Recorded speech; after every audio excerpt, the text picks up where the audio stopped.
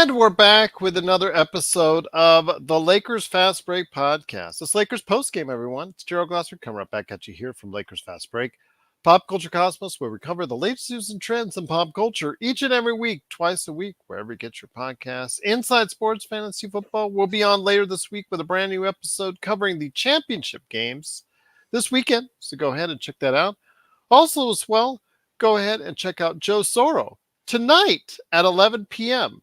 It's time for a nightcap tonight at 11 p.m. with Lakers Nightcap with Joe Soros. So go ahead and check that out on this very network at the Lakers Fast Break.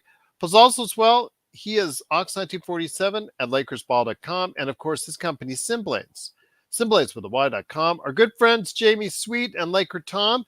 They are the Lakerholics. Go ahead and check out what they have to say each and every time out, especially when they lose, like tonight at Lakerholics.com. Plus our good friends Daniel Barry Sports Highlights, Lakers in 5, Empire Jeff TV, Lakers Corner with John Costa right there for you. Also as well, his Clutch Talk channel, John McCalian. And please go ahead and support those channels. And speaking of supporting great channels, if you've not yet liked and subscribed, please do so. Help us out.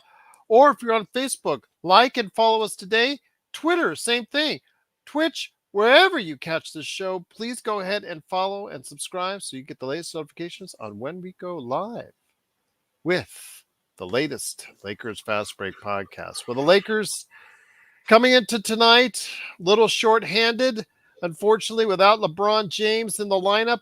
I do want to go ahead and make mention that the Lakers did face off tonight against the LA Clippers, but it looked like first half they just couldn't stop anything or anyone as the Clippers ended up scoring 77 points in a very high scoring first half for them. But the Lakers thought they were going to be rolling over on this one in the second half, but they showed some heart.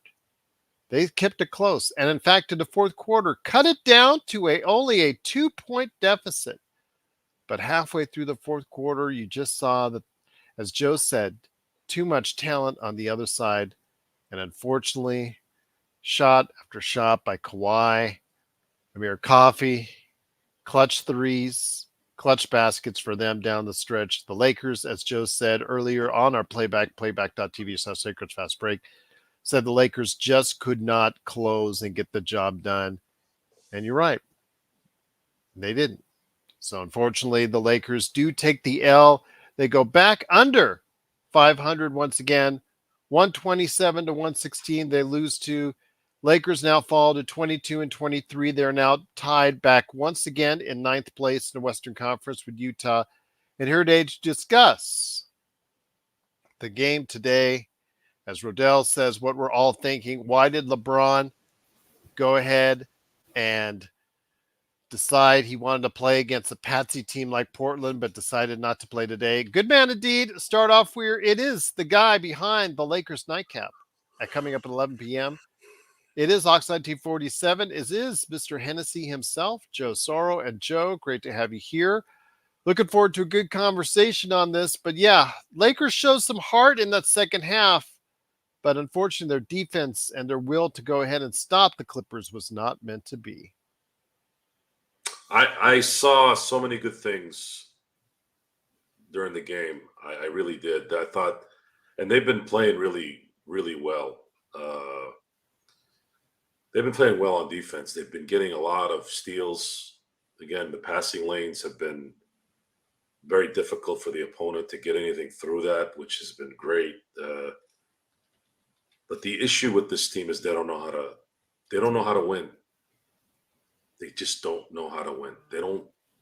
They can't do the little things at the right moment. They never do. And the Clippers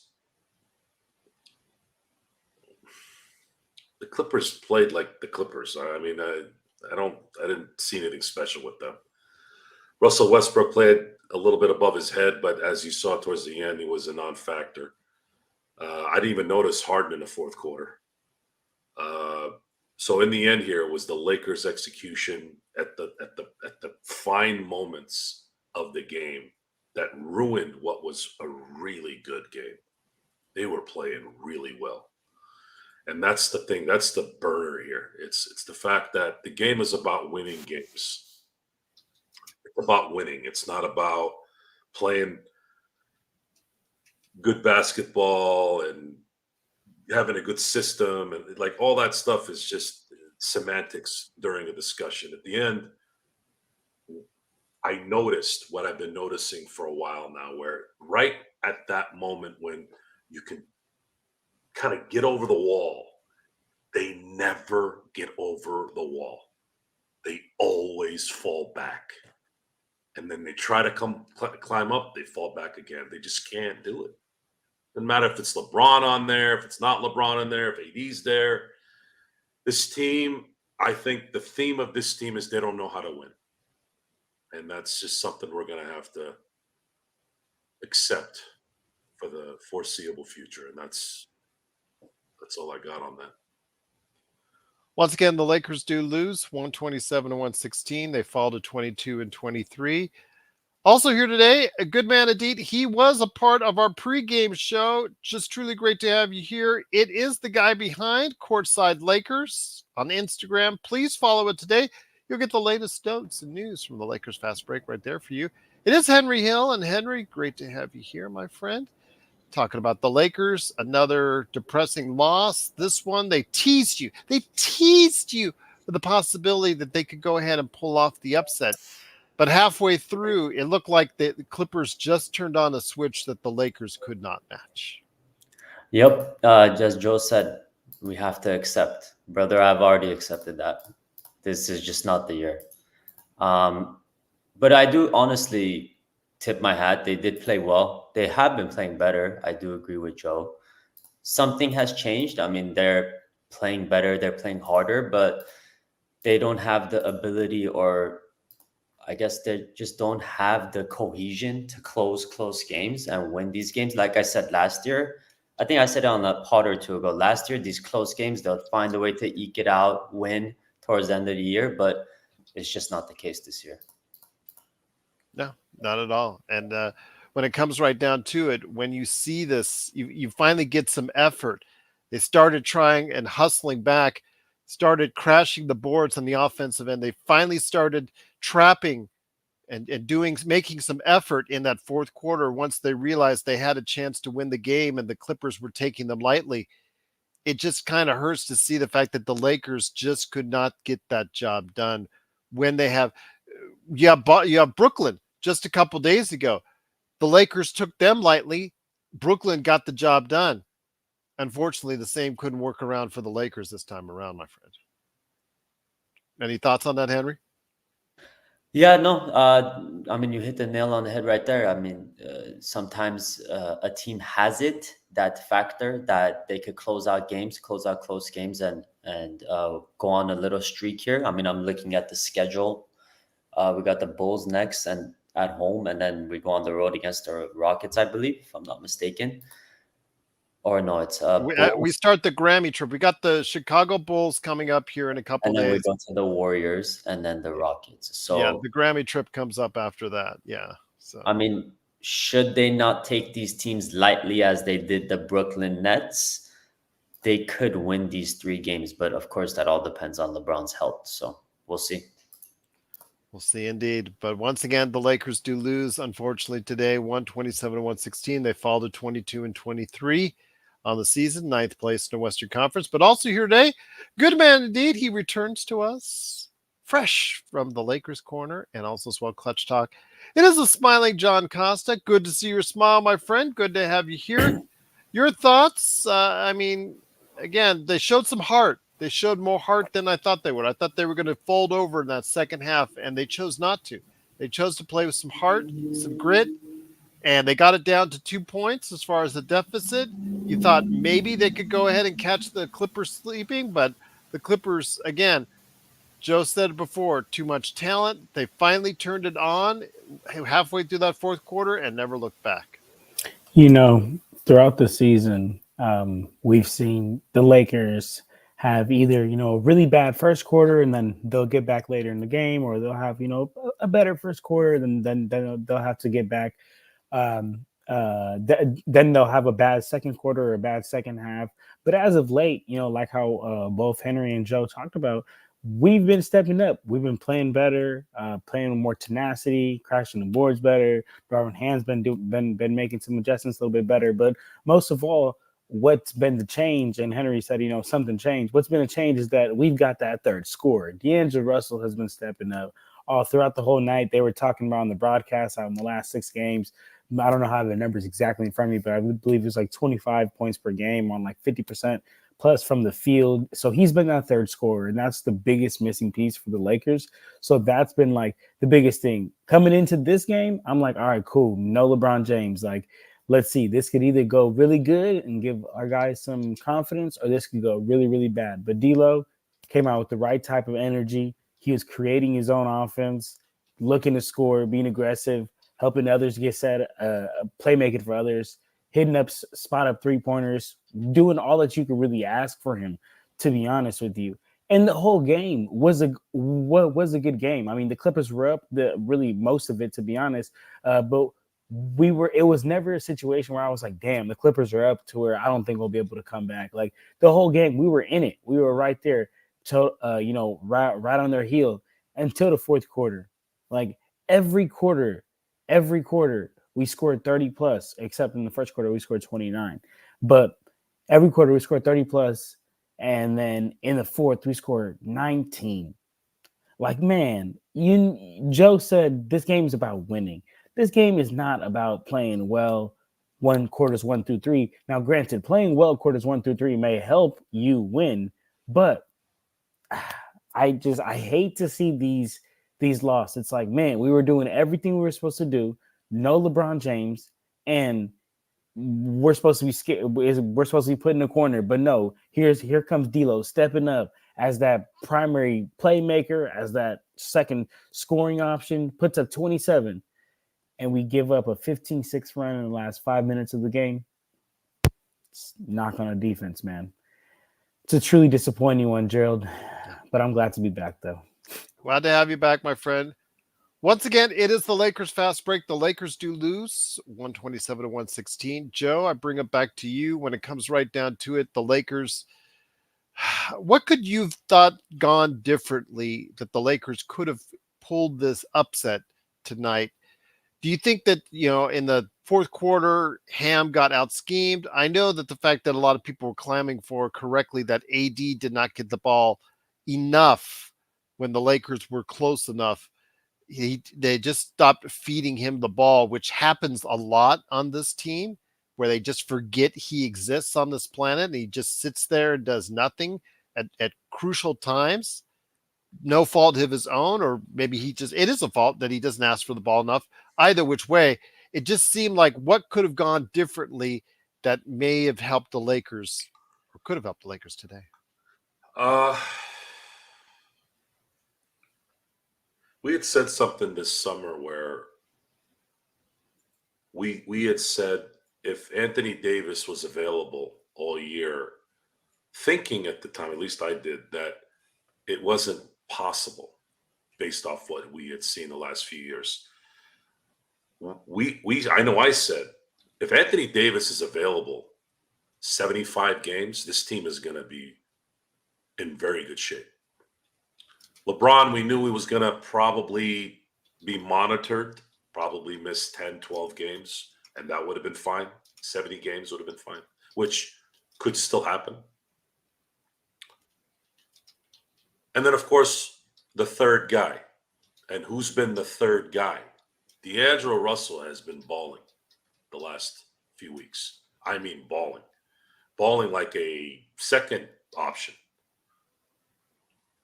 But the same result keeps happening. So whatever we're saying needs to happen for them to win doesn't mean squat. They're not winning. So what is it? What is it? We keep saying if this happens, they're going to start winning. Well, Anthony Davis has been available pretty much all year. LeBron has been virtually injury-free. They've been monitoring him like we thought they would. D'Angelo has been playing off the charts for 2 weeks. AR is not what he was at the beginning of the month, at the beginning of the year. He's playing well. He's doing what he can do. Heck, even Wood is playing relatively well, and guys are like Cam were hitting open threes. Like there's stuff going on, but there's the whatever is above their neck is not clicking when it matters. It's not there, folks. It's just not there. They don't know how to clamp down at the right moments when it matters. They don't know how to execute at the right time. And then you factor in a scheme that's not really a scheme. It's still isolation type ball and hoping that things go, which is weird because I saw some good execution today. I saw some nice bounce passes. I saw some good penetration and dishes. It's there. But the problem is it doesn't happen when it matters. It started happening a little bit more the last few weeks, the overall execution, the fundamentals of the game. But the Lakers, no matter who is playing well, who is available, when it's crunch time, they break. That tonight was, because I thought tonight, I said, look, it's just too much talent on the Clippers side for them to get beyond this. You could see it. It's too much talent. James Harden was hitting his threes. That monstrosity off the bench was hitting his threes, of course. Kawhi is always going to make shots out his rear end because that's what he does. Paul George, it's Paul George. He's going to hit threes and do what he does. But at some point, those guys kind of faded out. And you had a chance. You had a chance to put your foot on their neck a little. And they failed miserably. And they failed miserably over and over and over again. Especially last-second shots. They make stupid decisions. Whether it's LeBron, whether it's Vando, whether it doesn't matter who it is. They don't know how to win when it matters. Well, Joe, can I ask you something? Would you say that they're not clutch players then?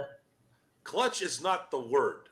And it's going to be hard to explain this to Laker fans because all we've seen in our adult life, if you're my age or let's say in your 30s, all you've seen is clutch players in your Laker life the last 20 years.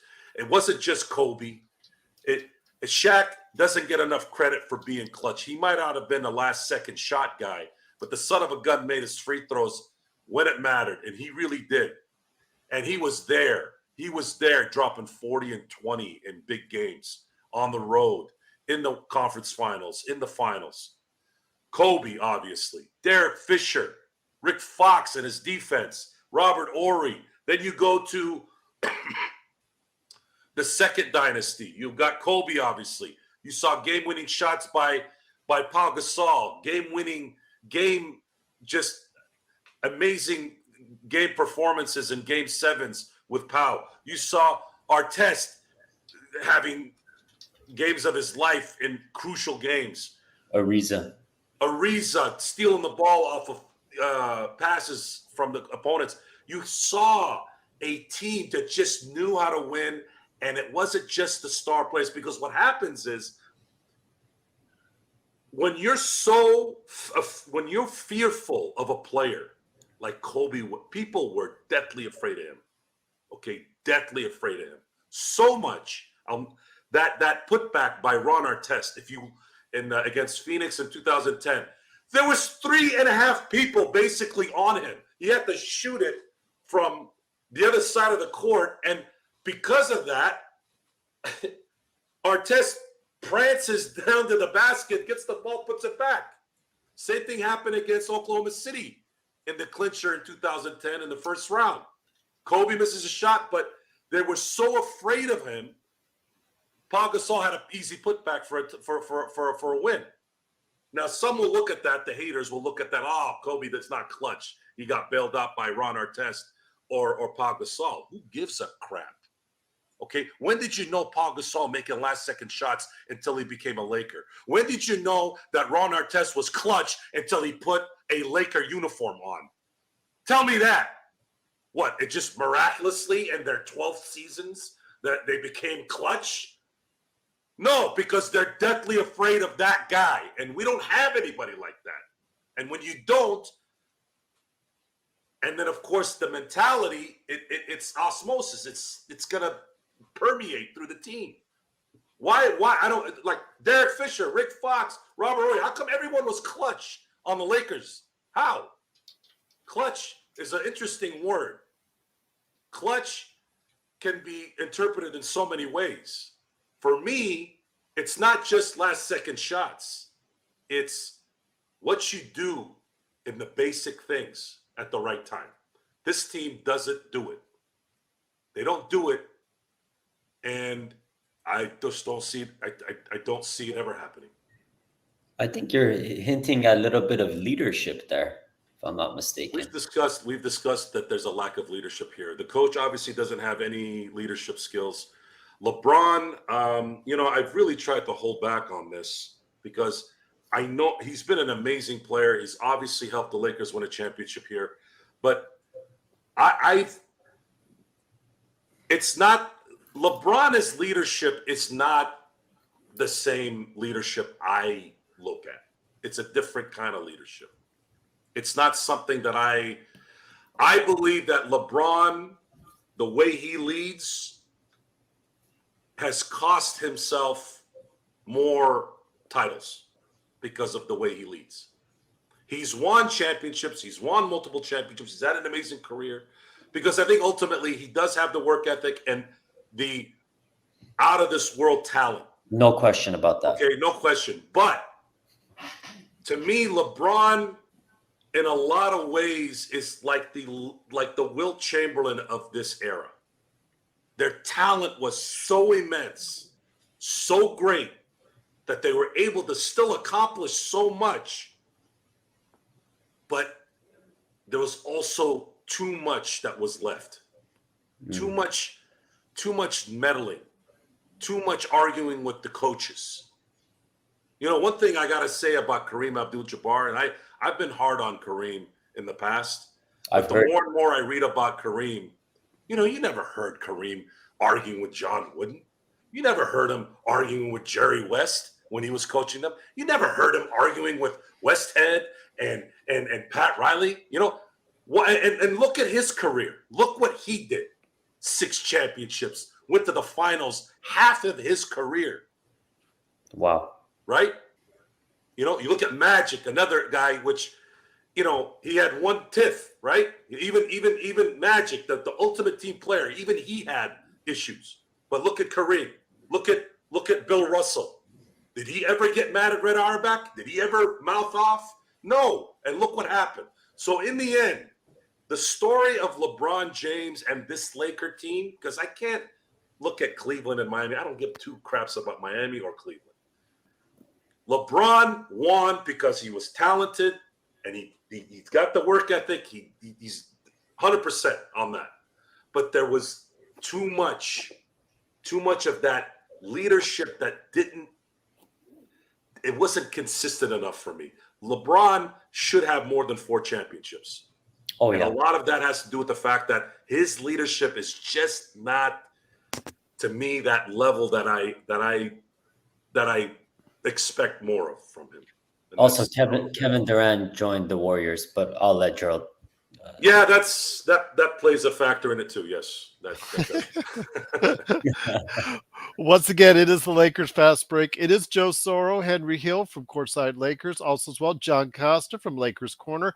Also here today, good man indeed. He headed up our Playback.TV/ Lakers Fast Break live coverage on the air. It is the madman from Toronto. He did get out of Toronto traffic to go ahead and stop on by here because he was not too pleased with what the outcome is tonight. It is the Magic Man, Sean Grice. And Sean, great to have you here, my friend. I want to ask your thoughts on the game. I do want to hit John. John, be prepared for an Austin Reaves question coming up for you, my friend, coming up next. But Magic Man, your overall thoughts on the game. The Lakers teased you. The Lakers got you believing that they would play with enough heart without LeBron to get the job done. Your thoughts, and Henry. The question I have for you will be about LeBron. So I got that one coming up for you next. But your overall thoughts on the game, Magic Man, because it did not leave you in a good spot. It left you very unhappy with what you saw out there tonight. Yes, Gerald. I want to take Darvin Ham's lip and pull it over his head and make him swallow it. Okay. I don't know if I I haven't that been far, this. but all right. I haven't been this mad in about 10 years.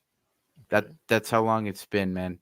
The last time I was this mad was when I was working security, and we were at a club, and the head of our security was a guy named Big Mo, and Mo was 6'4", 210 pounds. He's a big guy, like looked like pretty much like a Zulu warrior. But this one guy kept lipping, and he was going off on him, and he was about to use the hard ER. I knew it was coming. So I was talking to a pretty young lady, and I heard my friend and my boss about to get in a problem. So I walked over to this dude and said, "You got a problem? I'm your Huckleberry." And I started taking off my shoes, Gerald, and it's -10 in Toronto at this point. And he's sloppy drunk, and he really doesn't understand what's going on right now. So he goes, why are you taking your shoes off? I said, I'm taking my shoes off because when I kick you in your head, the cops won't charge me with murder if you fall down. They'll only charge me with manslaughter. And I know if Nick was listening to this right now, he'd be happy about that. That's how mad I am. That's how mad I am. Because this is pathetic. And Joe was talking about LeBron's leadership, right?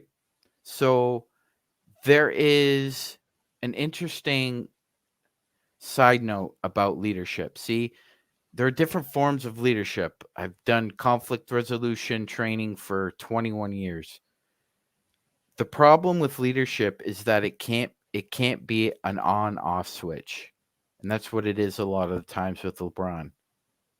And it stems from motivation.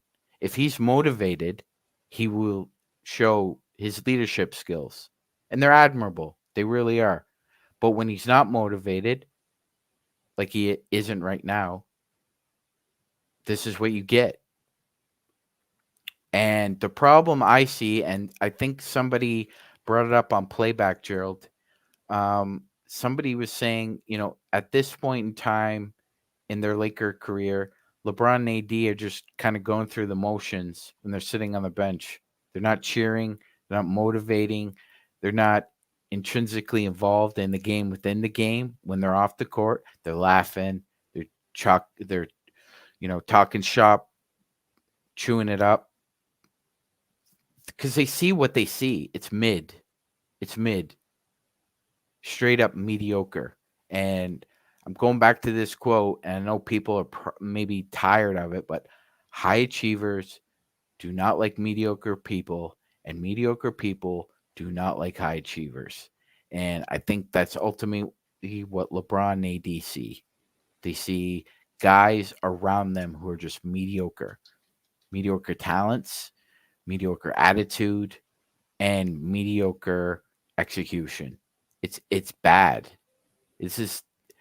And when you have that lack of motivation, like if I have to motivate you to do your job, you should find another profession. You really should. Because eventually what happens is you compromise yourself and you let other people out to dry beside you, particularly your teammates. And that's what's happening time and time again. These guys aren't fighting for each other. And Joe hit the nail on the head. When the chips are down, that's when true leadership shows its true colors. Adversity reveals character. And we've seen it time and time again, Gerald. The Miami Heat are up and down in LeBron's first season through the first 25 games. They're up and down. So what does LeBron do? instead of galvanizing the group together in coordination with Spo, he decides he's going to go over Spo's head and try and get him fired. And does anybody remember the story about what happened afterwards when Spo hears about this from Riles? Because at this point, Riles and Spo are like this. They eat dinner together. They're actually friends. And Riles put Spo in that position for a reason, because he believed him as a head coach. So after practice one day, Spo says, "Hey, LeBron, I want you to meet me in my office." And LeBron meets him in his office, and he sees a phone. He sees an unrecognized phone number on the whiteboard. What he doesn't know is Pat Riley has 2 different cell phones. And Spo says, "You see that number on the board? Call that number, and if you got a problem with me," and he said this, "you got a problem with me, you talk to this man, and we'll settle it." Gerald, do you think LeBron called that number? My guess is yes. Yes, he did. Yes, he did. And do you know who was on the other end of that phone? That would be Pat Riley. It was. And Pat basically told him, "You want my boy fired? You want the guy I picked fired? Not happening. So shut your yap and play the Heat way. You're under contract for 4 years. I'm not firing him. So you guys make it work." There is nobody in this Lakers organization that has the balls to do that right now. Nobody. Not Darvin Ham, not Phil Handy, not Rob Pelinka, not the Buss family. That's for damn sure. So there is a complete void of not only leadership, but trust right now. Because everybody is getting their money, playing for the Lakers, and everything is hunky-dory within that organization.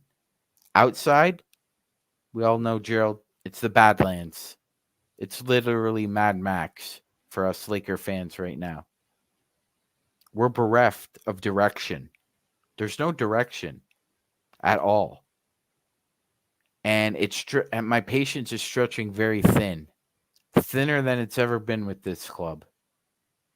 Even during the episode 2 years ago, still managed to think, okay, yeah, they got a bunch of old geezers, and this experiment failed miserably. But regardless, you still have an opportunity with AD and LeBron, and you've just wasted it. Once again, oh, yeah, you did waste it. They are looking like they're wasting it right now, my friend. Well, Gerald, remember when LeBron first signed with the Lakers, there was the narrative that, okay, he's in the twilight of his NBA career, basically, at the end of his prime, and he's coming to LA to basically play out the string. And you know what? If they have a good year or two with him, it's good. Nobody really anticipated him winning a championship except us. That's what the expectations were. Well, let me go ahead and get Johnny here real quick, Sean. Once again, it is the Lakers Fast Break. Truly appreciate you joining us. The Lakers do lose 127-116. So the question I have for you, John, Austin Reaves, who at one time was an untouchable for us. You would talk to fans and you would just even hint. Magic Man and I would hint at the possibility he couldn't play defense. Oh my gosh! Why are you saying that about Austin Reaves? He is everything. He's him. He's him. That's all I would hear and all I would get as far as the pushback is concerned. But as the months started to continue on for the season, you started to see some things with Austin's game that just are not adding up overall for a starter on an NBA team. Are you still in that same mindset that many people were about, oh man, you cannot trade Austin Reaves. Oh, we have to go ahead and make sure Austin Reaves is that third guy. We have to make sure that Austin Reaves stays in the starting lineup. And see, after performance tonight where he continually got roasted on the defensive end and unfortunately struggled on the offensive end, he had a bad game. Let's just put it that way. But the pieces of this dominoes and the pieces of the puzzle are starting to put itself together where it just looks like Austin Reaves should not be considered that untouchable going forward.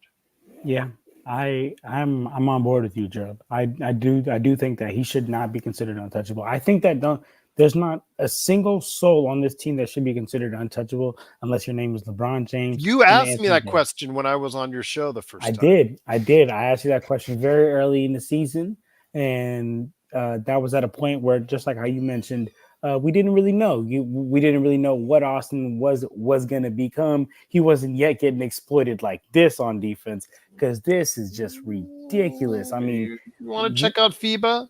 It's a okay. different game. That's Johnny's right.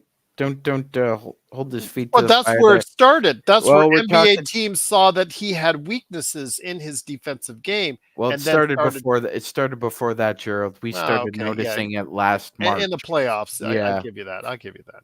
Go ahead. So- John. I'm sorry. Sorry, Johnny.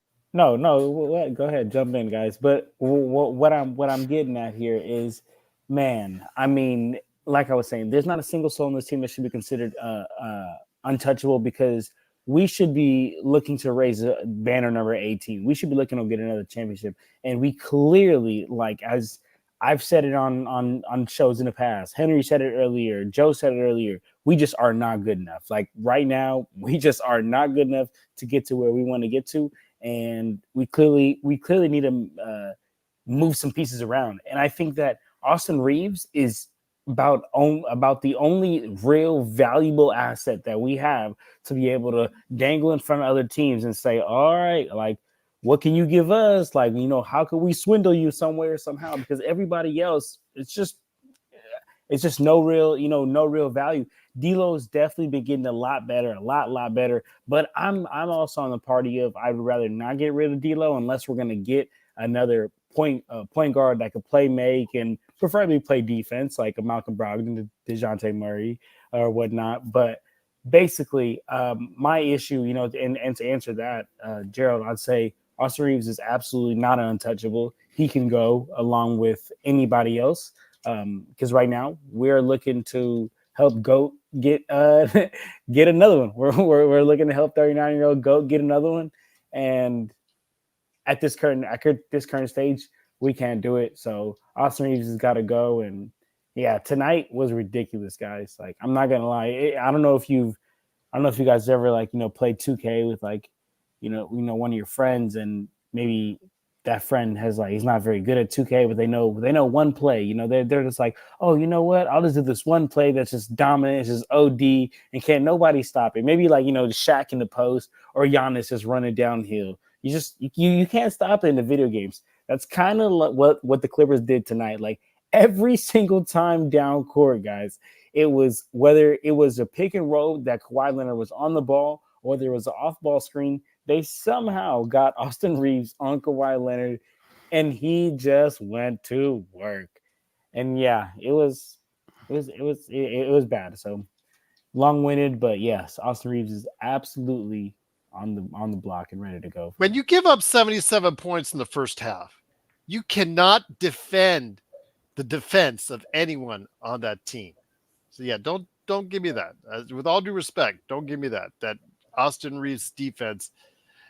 At times, there was a couple times where he did play good defense, but that's 2 possessions out of how many during the game where he got roasted by Kawhi, PG, and James Harden.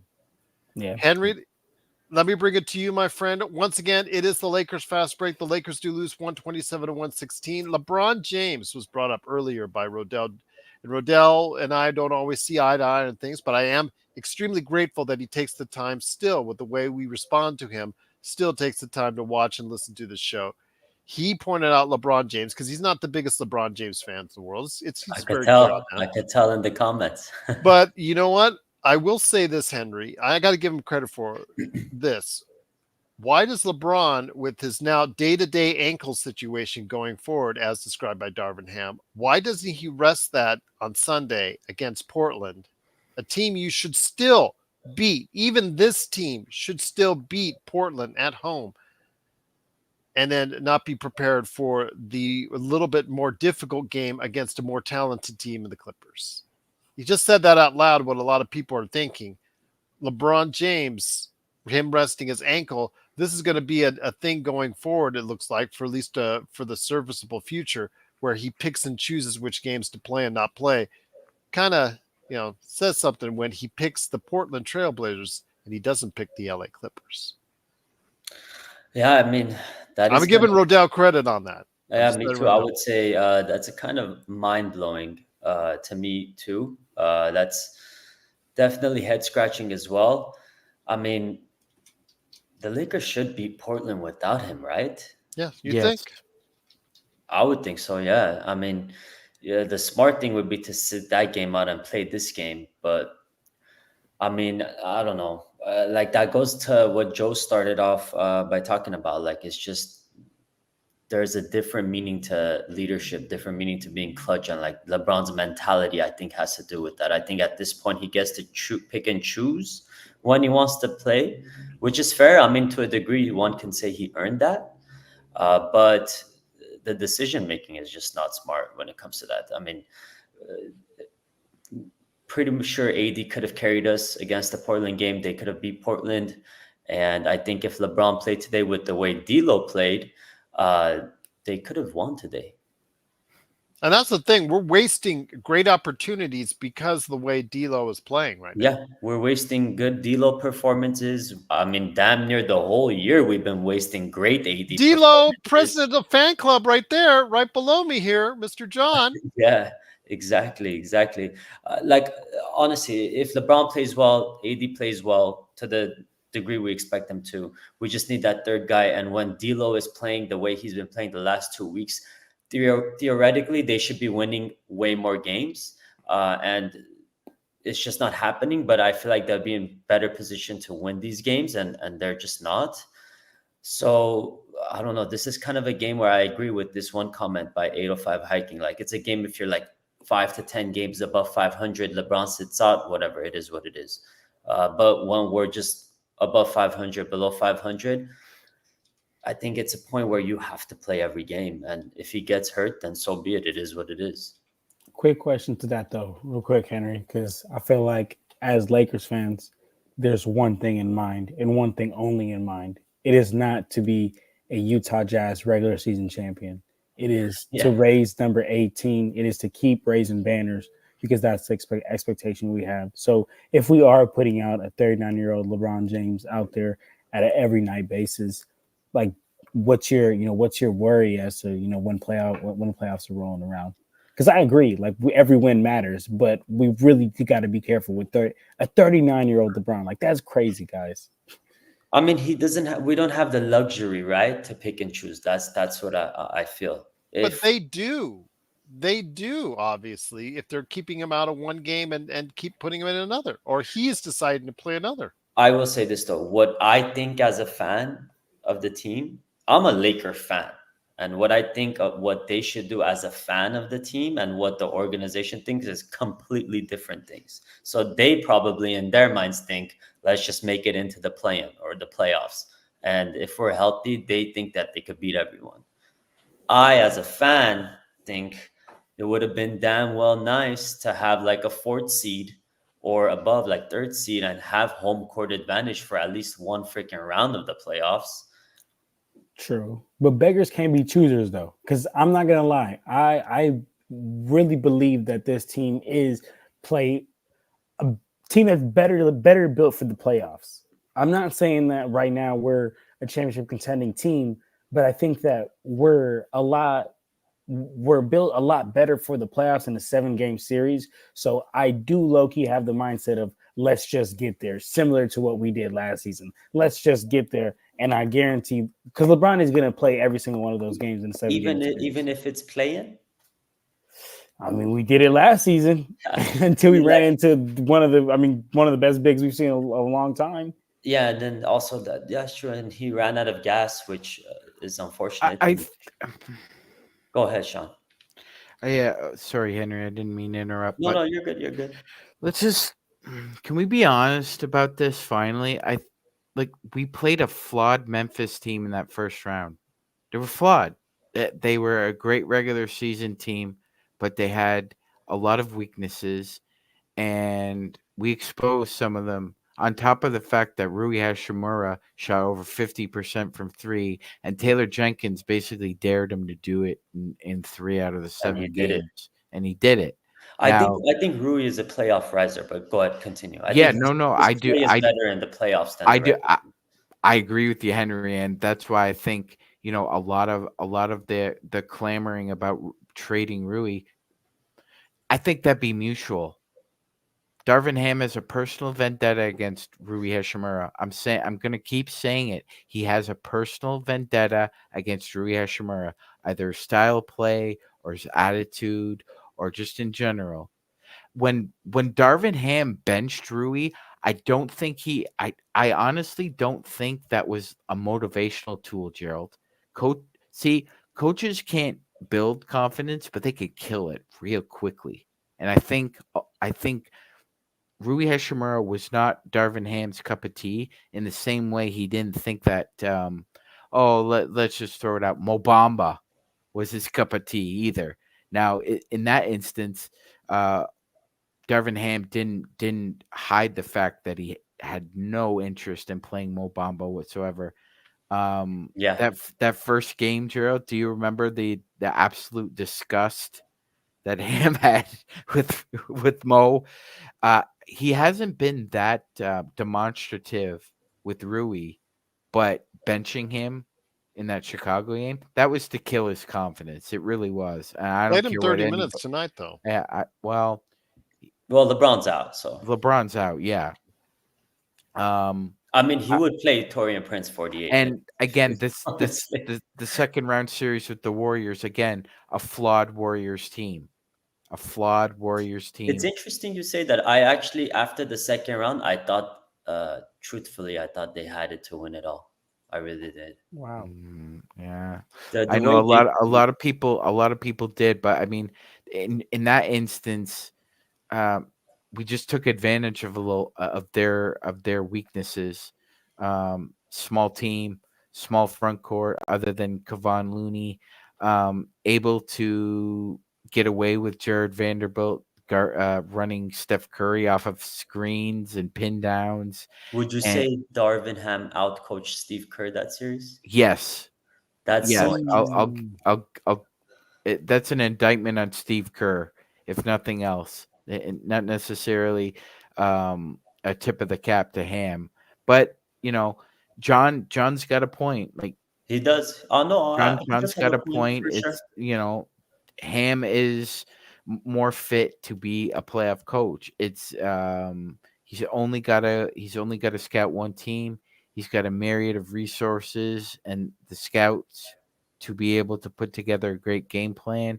Game to game, he can watch film and actually isolate rather than game to game where he has to make certain in-game adjustments that quite frankly is not his strong suit. That's probably the worst part of Darvin Ham's coaching prowess is that in-game adjustments are just non-existent or terrible. What's Uh, his strong suit? we've asked ourselves that and other guests. Gerald, has any I'm guest still we've trying to ever think on that Magic Man. question that Henry put out Hilarious. there. has any guest ever Can you said give me about an hour? we had Braxton Reynolds on who covers the Oklahoma City Thunder, and it's night and day compared with Mark Dagnall to Darvin Ham. And we asked Braxton, is there anything Darvin Ham does well? Nope. We asked the guys from We Talk Mavs, and they would know because their head coach is soggy bread Yeah. and water too. Is there He's They any don't just like a, he's Jason just a Kidd. fan. Jason Kidd? Yeah. He Is there he any? watches the game like the rest of us, was his exact quote. Yeah. Do you That's guys see hilarious. any strong suit in Darvin Ham? Nope. Time and Yeah. time again, Gerald, there has not been one guest that we've had. Sam Yip, Darvin Ham do anything well? Nope. No guest on the Lakers Fast Break has been able to come up with a singular positive attribute that Darvin Ham brings as a coach? Not one. I will say one good thing he does. I would want to be friends with him. You know why? He gets his friends paid. Torian Prince is going to get paid. Cam Reddish is going to get paid. Dennis Schroeder got the full mid-level exception, if I'm not mistaken. So maybe that is what he does well. He gets his friends paid, and I would love my friends if they got me paid. Same here, indeed. Once again, it is the Lakers fast break. The Lakers do lose 127 to 116. Joe, let me bring it back to you. You always talk about it during the game. Always, when the Lakers seemingly do something right, they always hit a damn three on us on the other end. And tonight, no exception. The continual fact we do not guard the three or treat it with any level of respect, once again, hit the nail on the head today as Clippers shot 51.2% from behind the arc tonight. Easy look after easy look. Yeah, that could be attributed, unfortunately, to the trio of D'Angelo Russell, Austin Reaves, and Torian Prince. So for every 100 possessions this year, that trio in the lineup has allowed 123.3 points. That is... That'd be the worst defense in NBA I don't history. think the word atrocious is That'd be the worst defense in NBA history. Yeah, it's I mean, I want you guys to really usually stats are but I want you to really absorb that number. 100 turns into 123.3. So I'm going to throw Darvin Ham a lifeline here a little bit. What is he supposed to do? Put in My Vando? eyes are rolling right in the back of my brain. Put in Joe Christian just said Wood? that. Well, Vando bumbles and stumbles and makes Kwame Brown look like Spider-Man. Christian Wood doesn't have control of his body most of the time. He's played better the last few weeks, don't get me wrong, but he doesn't shift very well. Let's just put it that way. So what are the options? What could Darvin Ham do to manifest some kind of out of this world execution on the defensive end from others? The answer to that is no one. So the only option at this point is Rob Pelinka finding a way, because I think there's only going to be two players that you're going to have to use to upgrade. And that is Rui Hachimura and Austin Reaves. There's plenty of teams out there that can use those guys' services. The problem with that is, can you get two players to replace them that can give you some defensive prowess as well as at least some scoring? If you don't do that, you're not likely going to solve this issue, regardless if LeBron is playing, if you're playing the Clippers, it doesn't matter, because this statistic is a year-long thing. It's not, well, when they play a large team or when they play a fast team or when they play a top three team. It's not that. It's the fact that you mentioned every time they make a stop or every time they do something on the offensive end, they allow a three. Well, what happens when you get a really, really cool layup and then the other team gets a three on the other end? They win that series by 1 point. Therefore, whatever you did on the other end is a moot point. And that's what the NBA is. You cannot make a mistake, especially from three, even when you don't make a mistake on the offensive end. It's a terribly constructed team led by a coach that's not good enough to coach. You said he wasn't good enough to coach high school. He's just not good enough. It's just what it is. And when your team continues to falter at the most important moments, it usually means whatever is above that neck isn't clicking, and whoever is leading that crowd isn't able to convey any kind of communication that gives them what they need to get over that wall. They just don't know. Just like, when I watched Full Metal Jacket, remember, they they yelled to get you over that wall. And Private Pile couldn't get over that wall. And that's what we are. We are the LA Private Piles. Accept it, live it, know it. It's who we are, and it's not likely going to change. And I'll tell you what, though, it's still a lot to look forward to as far as for our evening, because I look Lakers forward Nightcap. to our show. Yeah, that's what I said. Lakers Nightcap. For some weird reason, when we lose, we have a large crowd, which is a paradox. Very much appreciated. People like to vent. It's sad. I don't know. I don't like it either in a lot of ways. But we are appreciative that you are here. Absolutely. Therapy for us. And then you'll get more therapy tonight at 11 p.m. because it is Joe Soro Nightcap. Not the soda, I hope, will be the nightcap for you. Well, I mean, Wendy's.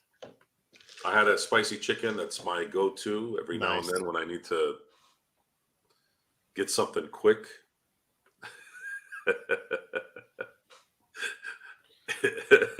Magic Man with the gif right there. If Heath Ledger hadn't passed away,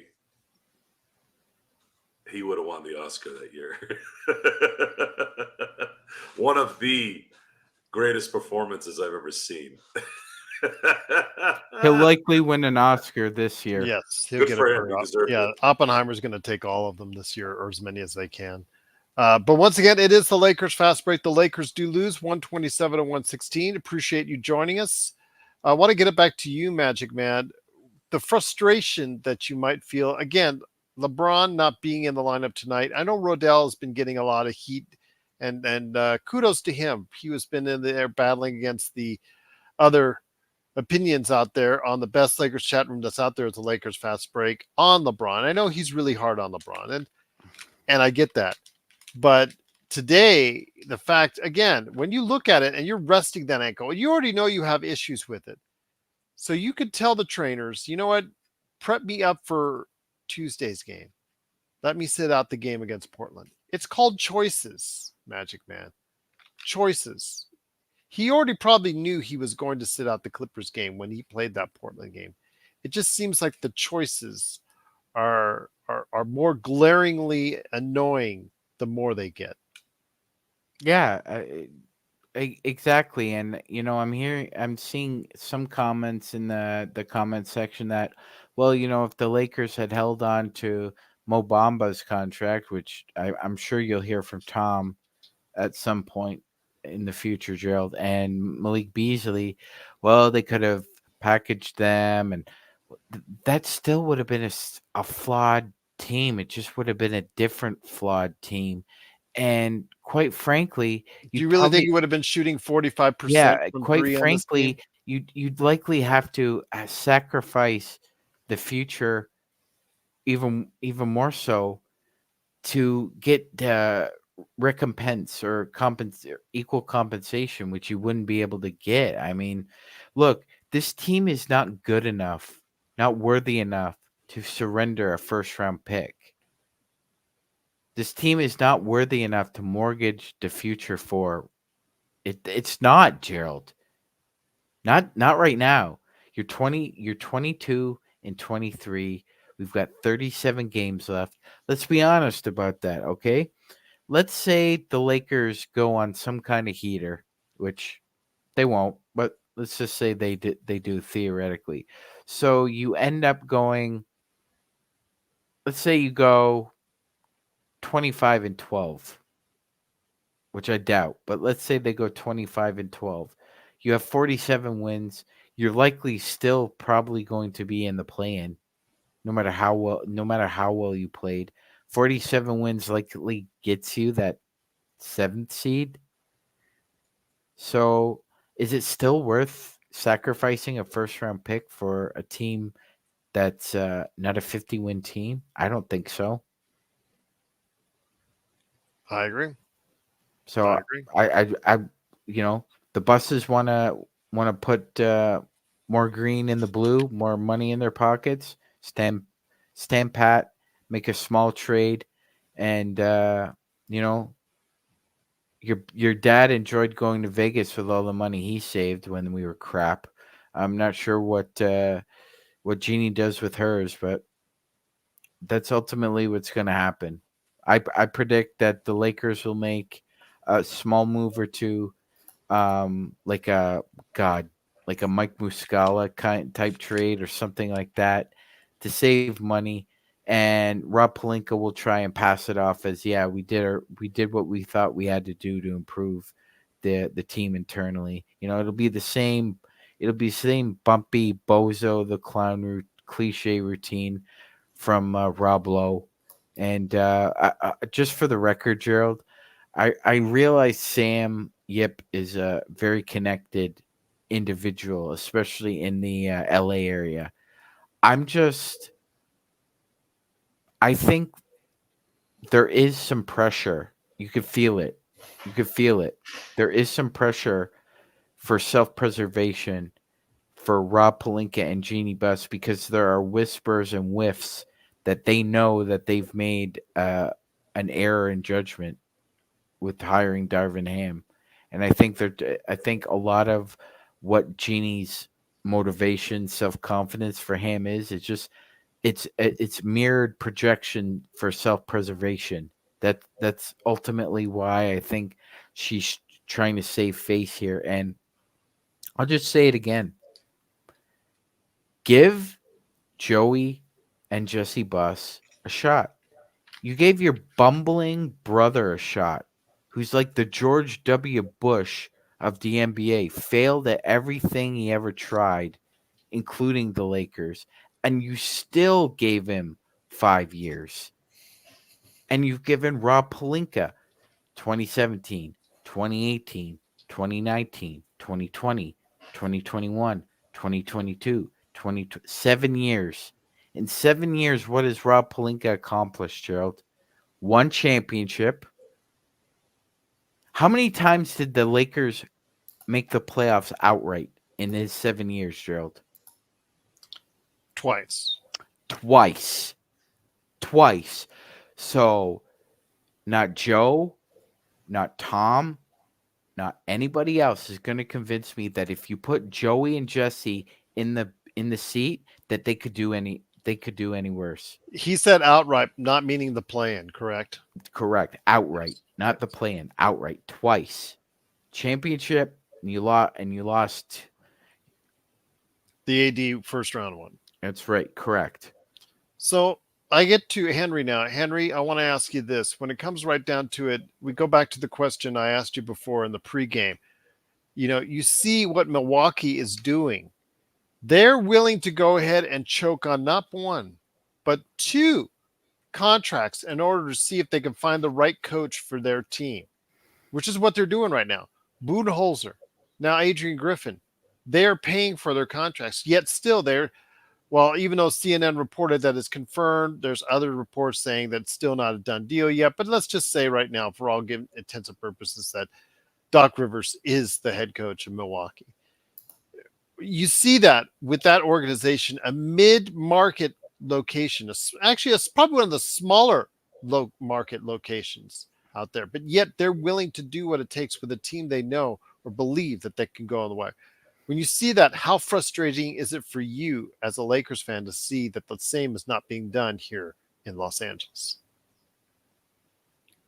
I wouldn't say frustrating. It's the reality that the Lakers operate as a small market team. So I'm not frustrated by it. I know the financial situation that Jeannie's in. She doesn't have that Steve Ballmer money. She's not going to relinquish power at all. I can guarantee you that. And they don't want to get rid of Darvin Ham because he's essentially their shield right now. Because all the blame is going towards the coach. Everyone is blaming the coach, or I guess real fans that know blame Pelinka and the roster construction and the lack of trades and the asset management for sure when it comes to contracts for rookies and whatnot. The real connected fans that actually watch and monitor and maneuver every transaction like you guys do in this forum here. But I wouldn't say it frustrates me. Like I said, I think it's just like the harsh reality of it. She doesn't have the money. I'm on the team, stand pack, don't make any moves. If you have to make that marginal move that saves resets the luxury tax, I'm all for it. Let's try that out. Clearly, this isn't the year. And I don't think any trade or any person rumored out there, any player is going to move the needle enough for them to win the championship. And I'm all about winning the championship. So I don't want to lose in the Western Conference Finals. I'd rather be a lottery team. Okay. I hear you. I hear you. And it just seems like not enough is being done, Joe. So when you see what's going on in Milwaukee and they have such a short temper or short fuse when it comes to Adrian Griffin and fire him so rapidly, and you see what's not being done in LA. I haven't heard your thoughts on this, so I'm curious. What are your thoughts when you see the same thing is not being done with Darvin Ham? Well, the Bucks did a similar thing in hiring Adrian Griffith in terms of Adrian Griffith is not a head coach in the NBA. Career lifer as far as an assistant Yeah, that coach was and a all that. terrible hire, and I was kind of scratching my head at that even at the beginning. I don't know. I didn't know much about Adrian. And that's where a lot of my head scratching was from. What was the point? And then Terry Stotts is there, whom, in my opinion, has done more than Adrian Griffin will ever do. Yet he was jettisoned out. So I'm like, okay. Never knew Terry Stott was the kind of guy that would warrant a early kick in the rear out of the sidelines. The issue in Milwaukee is Giannis is having a similar trajectory as Patrick Mahomes right now in the court of public opinion. And this is probably right around where it happens. It happens around that 6-7 year mark, let's say 8-year mark, where the day-to-day media nonsense, the resentment from fan bases, the greediness of a fan base start to get to certain superstars. If you've noticed, Giannis has been a little bit more temperamental. You look at somebody like Patrick Mahomes, after he kind of blew up after the penalty issue that was, again, the correct call, ironically, everybody's starting to call him Kermit more. They're calling him patty cake. They don't like the fact that his personal life is revolved around certain things, and the jealousy's starting to creep in, and they like seeing someone who's just seen nothing but success now start to get stuff that's not successful, sort of. And that's how human beings are. Human beings are, in the same way, a beautiful creation, but a detestable creation. Because of the amount of jealousy and the amount of disgust that they have for someone else who's better than them. And when you look at it from a management standpoint, you now are not just battling trying to coach a team, you're battling these players' inner turmoil on a different level. How are you supposed to manage that? You have to be almost a psychologist in a lot of ways. And then, of course, if you're not good at what you do in general, which is what Adrian Griffin was, he wasn't a good coach. It's like a perfect storm. Now, Milwaukee has to do what they have to do. And I think Doc Rivers, despite his failures, is a better coach than Adrian Griffin. So this would be an upgrade.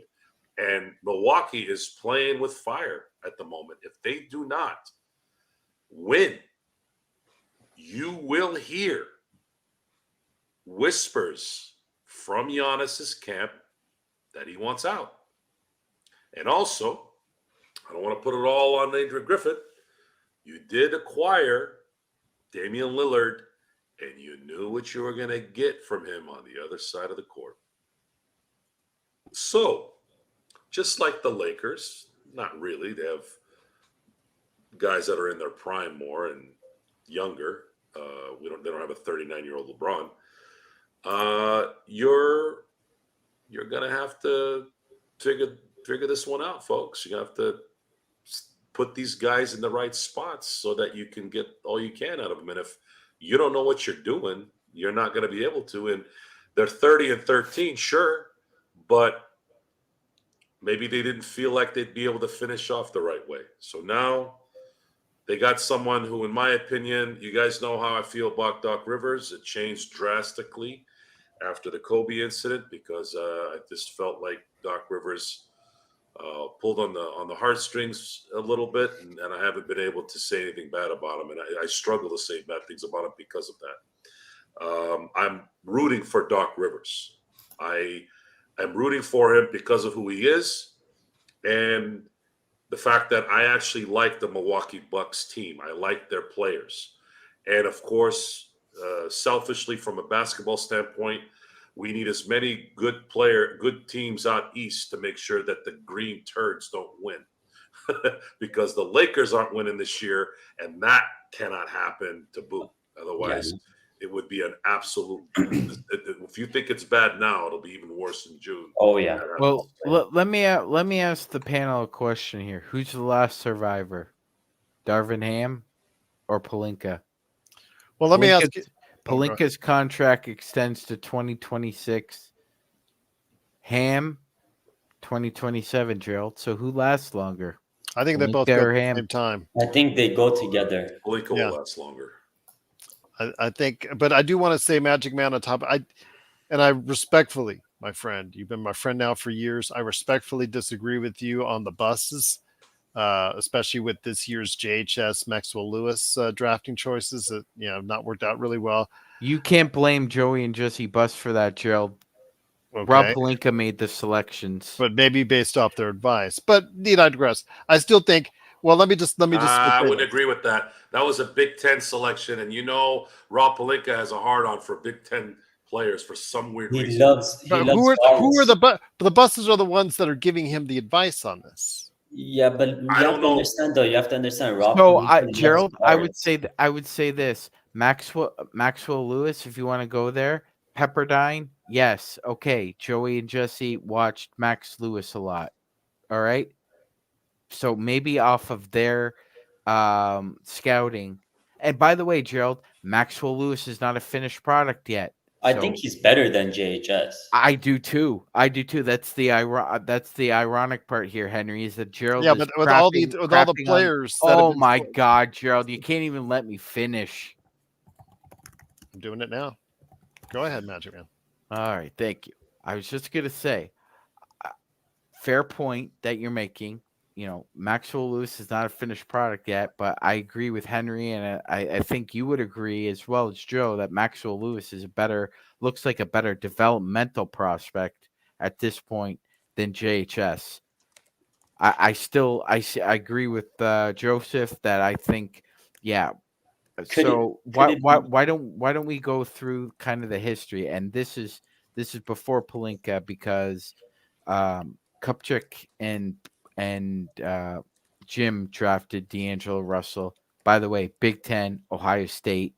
But yeah, Mo Wagner, Max Christie. Let's go down the list, Gerald.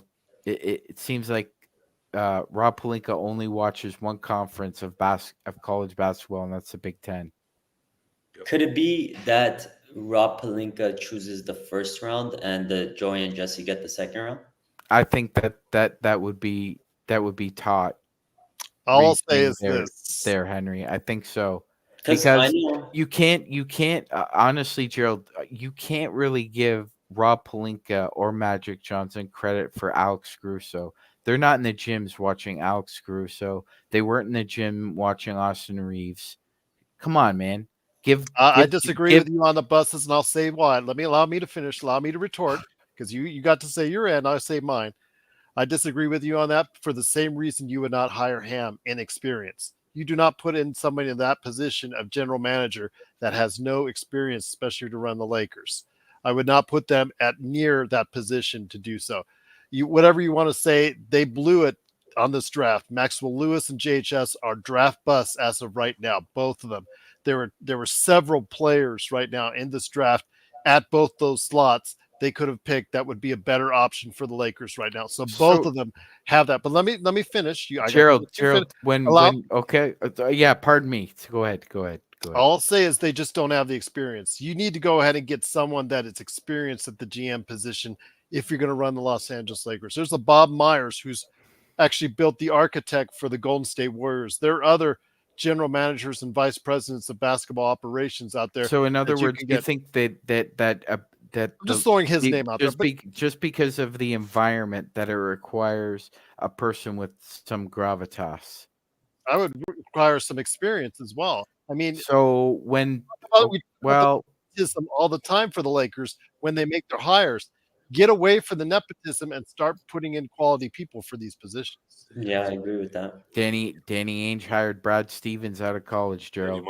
You just might as well hope for the OKC Thunder hired Sam Presti from the Spurs organization when Presti didn't have a lick of experience as an executive. And by the way, the Oklahoma City Thunder also hired Mark Daigneault from the San Antonio Spurs organization, who had no experience as a head coach.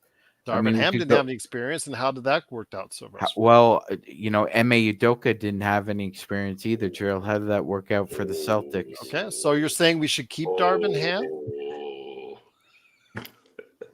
Are you saying we should keep Darvin Ham? No, I'm not. I'm arguing. I'm actually arguing against that. Okay.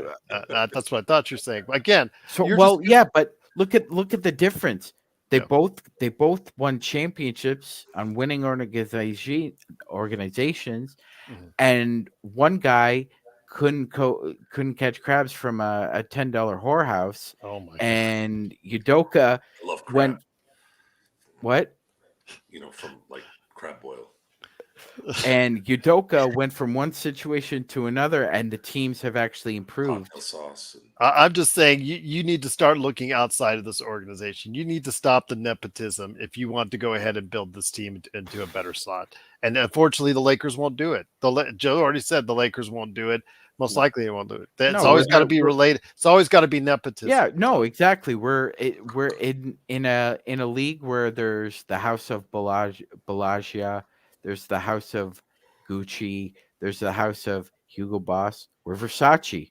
Everything stays in the family. Yep. So funny now. Since you said that, Magic, the crab comments are not coming up. But I respect you. I'm just saying. I gracefully, just disagree with you on putting them. You make a fair point, Gerald. You make a fair point. I can't really argue against it. As do you with their drafting history. I don't know exactly. We're not in the room. Who makes the calls on the draft picks? Yeah, I'm just fair enough. That is very true. Yeah, but it just seems like right now this it might be the Ramby. No, I'm just. Oh my gosh, we're out. We're all out right now. Well, Gerald, and that's to another point. Let's look back, Gerald. What other names were involved in that Lakers GM search? Think about it. Not too many. I don't even. Yeah, I don't know. I don't even remember there being a search. I thought it was. No, there really wasn't. I literally thought it was just given to him. It wasn't a search. It was almost like they had Kurt Rambis and Rob Pelinka, and they flipped a coin. That's what I think happened. Okay. Because there's Alan, shut up. By the way. What's he saying? Stop saying a bunch of crap. He's saying Gerald's the type to have a bad relationship and swear to never be in a relationship again. What kind of BS is that? Shut up, Alan. He's happy. I love you, Alan, for watching us, but please, come on, man. He's happily married, dude. Come on. Excellent observation. Been married for 19 years. Give me a break. All right, but anyway, Joe says he's happily married. We know Gerald is happily married. All I'm saying, Magic Man, is I would not put it's compounding the problem. You bring in an inexperienced coach, you already have an inexperienced GM, and now you do it. No, I understand that, but what my Your reasoning? assertion in the comments section was that the reason why you would give that role to Jesse and Joey is so they could build gradually through the draft. It's not it. You have to give them that opportunity, Gerald. If you're giving it to them, that's their prowess. That's where their wheelhouse is. It's drafting players and developing them. It's not really finding the superstar. I mean, LA kind of sells itself. If like Kobe Bean said, if I need to convince you to be a Laker, you're really not a Laker. I'm pretty mellow right now, Darren. That goes against every principle that they have, though. Everyone, yeah. They're gonna go big fish hunting. That's all they want to do. And they I usually end up with instead of marlins, they usually end up with the crab bucket. I mean, I've been saying for a long time now, this is an organizational issue on all these problems. And if you have a weakness in your organization, whether it's your team, whether it's GM, whether it's your owner, it shows. Eventually it shows. And we've seen that as far as Rob Pelinka is concerned.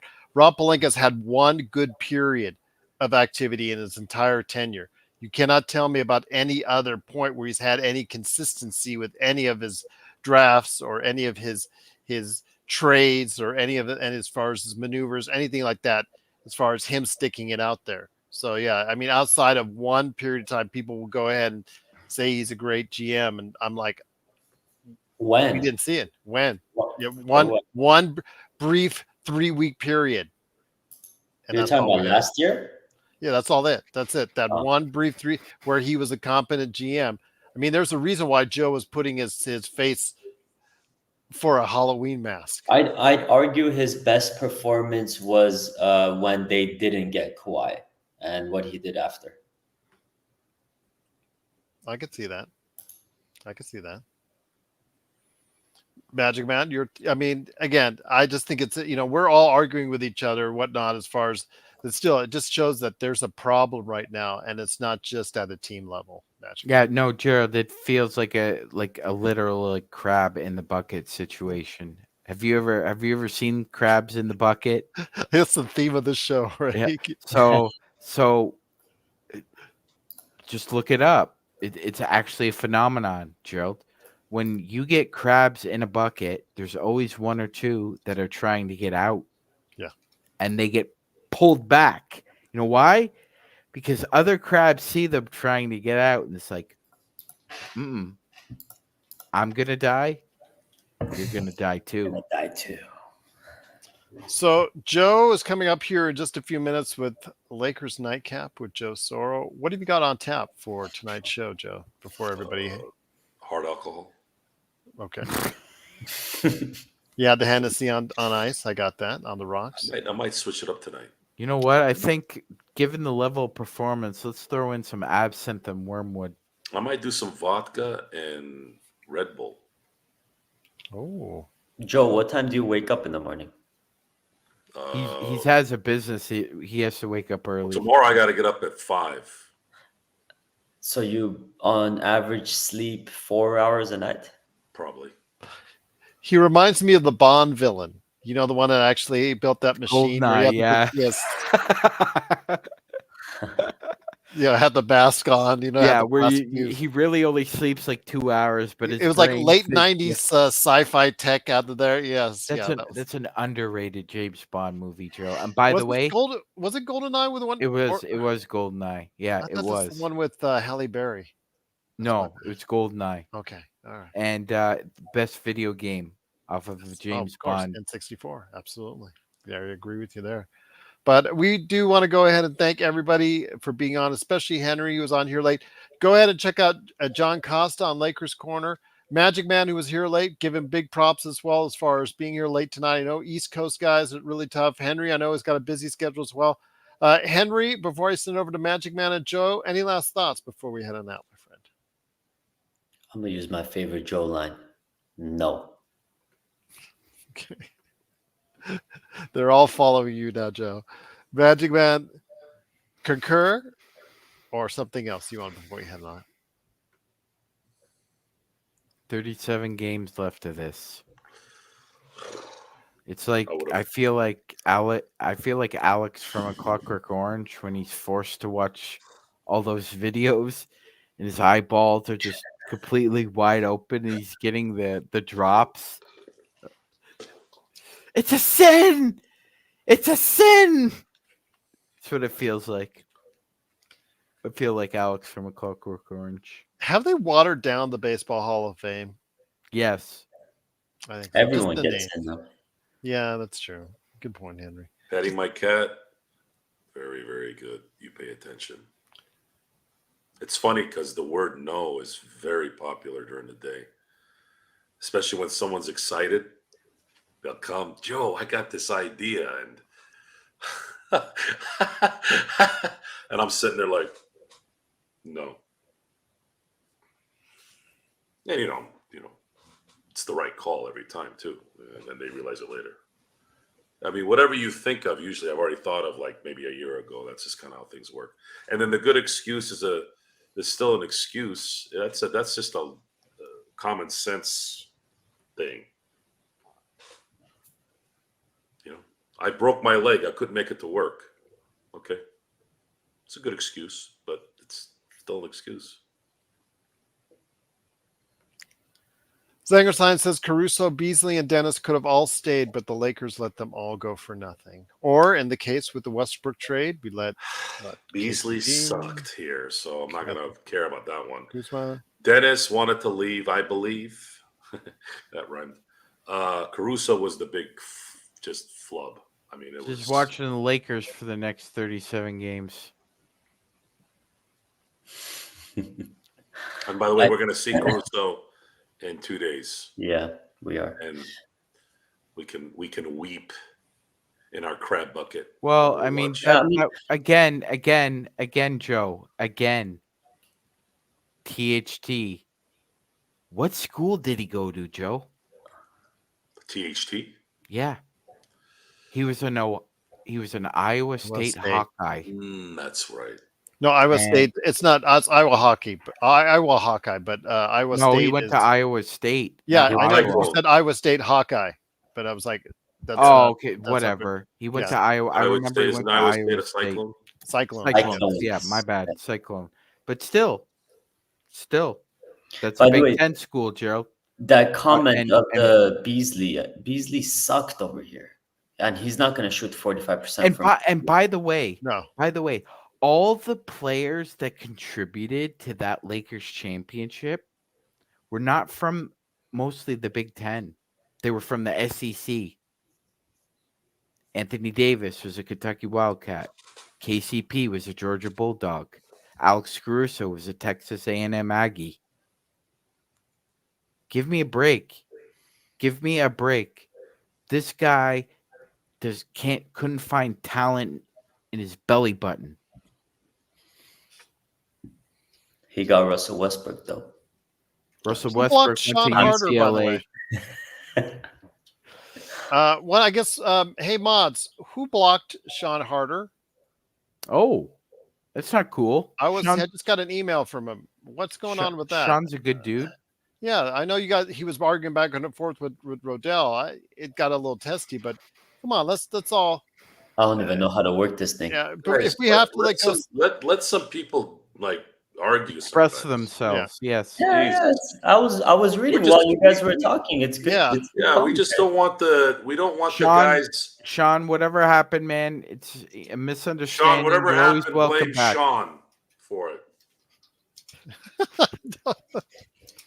Okay, blame me. I could take it. I'm taking on a lot of stuff right now. I could take that.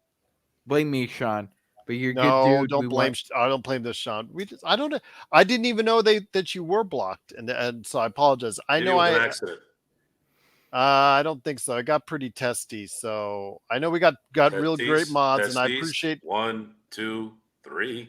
I know we had someone blocked the other day because they got a little testy, but if we could try to keep our regulars together, and the only ones we need to eliminate and extinguish is the hard R a-holes that always seem to manifest themselves. People arguing back and forth due to this shouldn't be the problem. Yeah, come on. If you're a regular viewer and we're not really hating on them here live, if they're getting a little bit nasty, just let me know and I will talk to them directly. So, or just all we need is feedback. I really How are don't you guys want going to monitor this when there's 10,000 people on it? Yeah, that's going to be the hard thing, though. That's really going to be a hard Better thing. get But used to it. so Better I get just used to it, just don't want to folks. see I just don't want to see people who are here on Your on a feelings are daily going to basis. get hurt, folks. The bigger this thing gets. Oh yeah. Careful. So I'm going to try and get Sean back on here now. It's better to live your life without feelings. Trust me. That's funny. I'm proof of that. Is he there? Is he back on? He says search and destroyed. Okay. Did I don't Search see do him. it? Was he timed out? Was he timed out, or was he? Well, again, I don't see him on the ban list, but he might have been just timed out. Come on, like Darren or Sean or like Waldorf and Statler from the Muppets. Yeah. That's all this is. Let him have a go. Let them have a go at one another. I'm All right. offended. Well, again, please, mods, just let me know if you're having an issue with somebody. Bring it out to my attention in the chat, and we'll do our best to try and talk to them personally. But Sean Harder, if you're listening or watching, I will. If you're just timed out, it'll just go ahead and bring you back on here. I do not see you on the ban list, so hopefully we can get this alleviated real quick. So truly appreciate you joining us again. The Lakers do lose. I'm offended. Oh, I'm a Sagittarius. Yeah. 127 to 116. Magic Man Sean Grice, great to have him here. Henry Hill from Courtside Lakers. Please follow him and us on Instagram. And of course, Joe Soro, he'll be on in 9 minutes with Lakers Nightcap. So for Joe Soro, Henry Hill, and Magic Man Sean Grice, it's Gerald Glassford. Thanks so much again for watching this thing. Sean, we'll get you back on this. We'll go ahead and make sure to get you back on. But everybody, we'll be back tomorrow with more great fun right here at the Lakers Fast Break Podcast.